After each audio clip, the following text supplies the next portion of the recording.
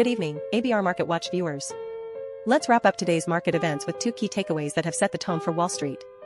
Firstly, U.S. stocks surged on optimistic signs in the ongoing economic standoff between the U.S. and China. Treasury Secretary Bessent hinted at progress in negotiations over TikTok's ownership, with a potential deal suggested after talks with China's Vice Premier Lifeng.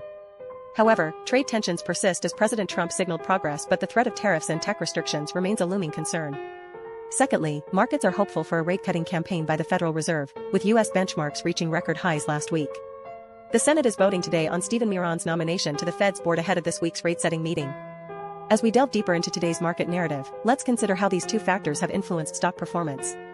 Tech stocks primarily drove the market higher, with Tesla shares soaring following Musk's purchase of about $1 billion in company stock. Alphabet also saw gains due to data center growth expectations.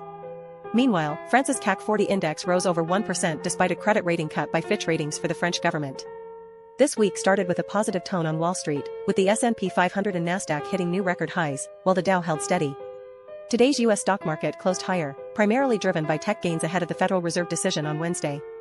The optimism was fueled by trade deal expectations as Treasury Secretary Bessent hinted at a potential resolution over TikTok's ownership during negotiations with China's top negotiator in Madrid. Market analysts attribute this bullish trend to anticipation of the Federal Reserve's anticipated rate cuts and massive AI spending across various sectors.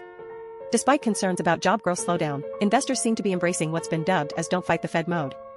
As we look ahead, investors are eagerly anticipating the Federal Reserve's decision on Wednesday, with a 25 basis point cut widely expected due to signs of labor market weakness and subdued inflation. Stay tuned for more updates as the week unfolds on ABR Market Watch.